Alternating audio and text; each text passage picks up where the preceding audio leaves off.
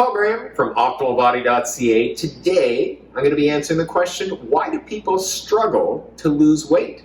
I'll be going through 23 of the most common reasons why people are struggling with weight loss. Decreasing calories too quickly. Often people will start to decrease how much food they're eating far too fast, and then hormonally, their body is going to make them incredibly hungry. Often they'll experience this like they have no willpower or can't seem to stick to their diet. Expecting linear results. Often people think that weight loss is going to happen at a continual and steady pace. Unfortunately, this is not how it works for the vast majority of people in the real world. You're going to have some weeks where your weight goes up a little bit, some weeks where your weight doesn't budge, then all of a sudden your weight goes down a little bit more. This is the reality of how things work. Not expecting this often causes people to experience the thought that nothing works when it comes to weight loss. Blaming things like age, hormones, genetics, a poor metabolism, oftentimes people start thinking of these as reasons they can't lose weight. In reality, these are factors that impact how you lose weight. And so you need to figure out how to make things work, given your genetics, given your hormones, given your age, and all these different factors. Once someone stops looking at them as barriers and instead looks at them as factors, things start getting a lot easier with weight loss. They're not prepared to genuinely change how they're living their life. If you're looking to lose a substantial amount of weight and keep it off, you have to make changes to how you're living your life. A lot of times people have this idea in their head they're going to go on a diet, lose the weight, then they can go back to normal. This isn't the case. You actually need to make genuine changes. Blaming a villain. So what I mean by villain is carbs are the problem. Processed food is the problem. Fats are the problem. Most diets or programs focus on creating a villain in terms of food, and you need to avoid that one thing. And so what happens is people get really focused on that one thing instead of actually understanding that the way to lose weight is through managing how much food you're consuming, so how many calories you have coming in. So instead of creating villains, starting to learn how to actually moderate and manage how much food is coming in without blaming one single factor or two single factors. Trying to use exercise is the main strategy to lose weight. I'm a personal trainer. I think exercise is fantastic and really can help the weight loss process. However, the average person to lose 1 pound a week would have to exercise between 8 to 16 hours a week, in my experience, if they're able to keep their calories the same amount as they were prior to starting exercise, which is really hard to do because exercise is going to make you a lot hungrier. Not understanding that your metabolism slows down and decreases as you lose weight. This happens to everybody that loses weight. And so often people start to feel like nothing's working anymore. They're like, oh, everything was working great, then all of a sudden everything stopped. Well, it's because the plan needs to change and evolve as your body changes and evolves. Naturally, your body will start to burn out less energy as you lose weight. Searching for a magic bullet that's going to fix everything. This is really common where people are looking for a cleanse or a new diet or a new fad or any of these different things that's going to solve the problem instead of actually learning how to moderate how much food they're consuming, how much energy they're expending, and learning to change their lifestyle.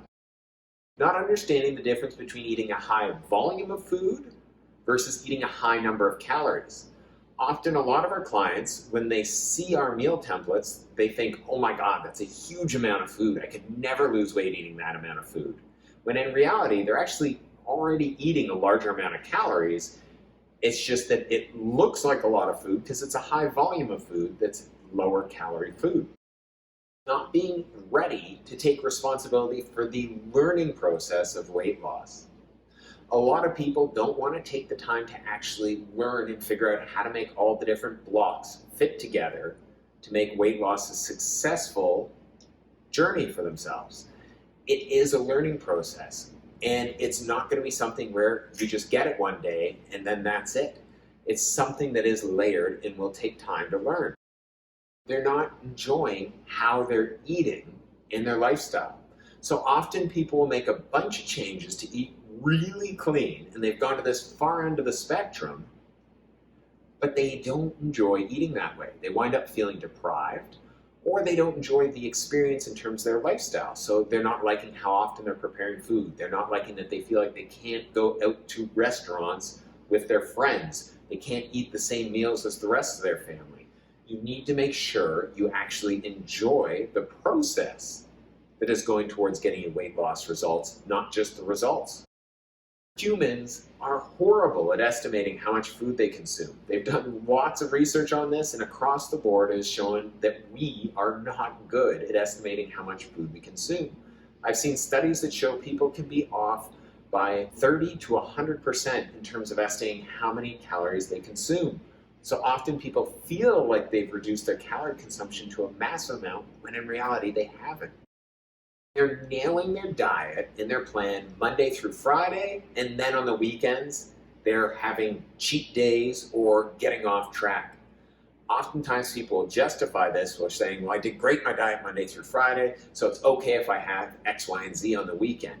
And very quickly, they push themselves out of that calorie debt and aren't getting the results like they want. Unrealistic expectations. A lot of people that come into the studio think that losing 1 to 2 pounds per week is a slow, moderate pace to lose weight. This is actually a very fast pace for the vast majority of people to lose weight on a consistent basis. Having an unrealistic expectation often causes people to feel like nothing's working. I've had people who start on a diet and they lose anywhere from 4 to 7 pounds in the first 4 weeks and feel like nothing is working. In reality, what they're doing is working. It's just their expectations are far too high and unrealistic.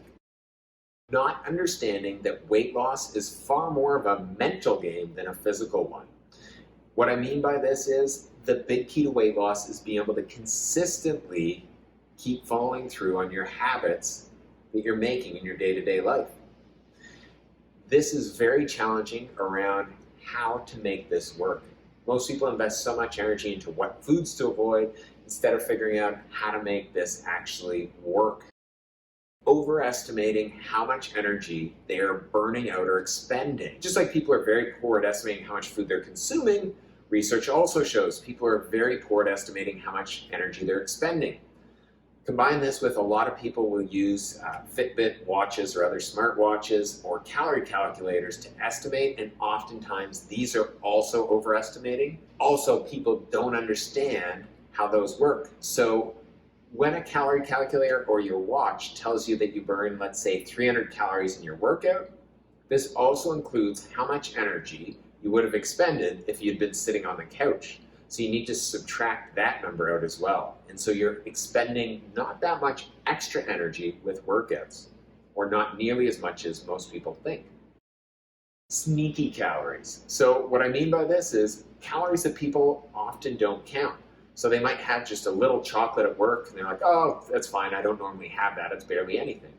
Or they might be having a coffee with just a little bit of sugar in it or a little bit of milk or cream, and they don't count that. So these can quickly total up when you're looking over the long picture of a week or a month. Or the other one that goes along with this is people who oftentimes will have something and they're like, well, I don't normally have that, so I'm not going to really count that or pay attention to it. Anything that's going into the body does count towards the calories you're consuming. So you need to be aware of all these different things and watch for sneaky calories. Majoring in the minor. So oftentimes people get really focused in on small details and not focusing on the really big details. So for example, I've seen clients who are having a meal and they might have some fruit and some eggs. And they're like, well, I'm not getting vegetables. I should really get vegetables in there. Although it would be great to get vegetables in there, there's going to be much bigger factors. I guarantee you a lot of different bigger factors that are going to be putting the brakes on losing weight, where you have a higher amount of calories coming in. So be careful about what you're focusing on and make sure you're focusing on the big rocks that are going to have the biggest impact, not the small stones. Looking at a diet is something that has a start and a finish. So often people talk about, oh, I got off my diet, or oh, I need to start my diet again on Monday. A big thing that helps a lot of people is changing this mindset. Your diet started the first day you were born, and it's going to end the last day you're alive. Everything in between there is simply choices you're making. There's no going on or off your diet. It's just choices with your diet. Not distinguishing between simple and easy. Oftentimes people will comment on the changes they need to make to lose weight, and they're like, I don't understand why I can't do this. It's so easy. Making changes isn't easy. Those changes may be very simple, but that doesn't mean they're easy. Oftentimes what we find with clients is a lot of them have far too much on their plates. They've jammed so many things into their lives, they feel like they're juggling all these balls and barely keeping them up. And then they're going to try to add in making changes to their nutrition, their exercise, and getting healthier. And they're thinking that these changes are easy when they're already struggling to keep all those balls up. So make sure you're distinguishing between simple and easy and not taking on too much too soon. Eating healthy foods that are really calorie dense. See this with certain diets like the paleo diet or the keto diet, where people are eating really calorie dense foods that still follow that diet, and then they can't understand why they're not getting results anymore. It's really important to understand the difference between eating healthy versus eating to control how many calories you're consuming. A lot of people, when they're trying to lose weight, make better choices at restaurants. They're getting healthier foods, but they're not aware of how calorie dense those foods are. The average main course at a restaurant will typically have anywhere from 1,000 to 1,600 calories in it. This is not including appetizers or if you get desserts or drinks.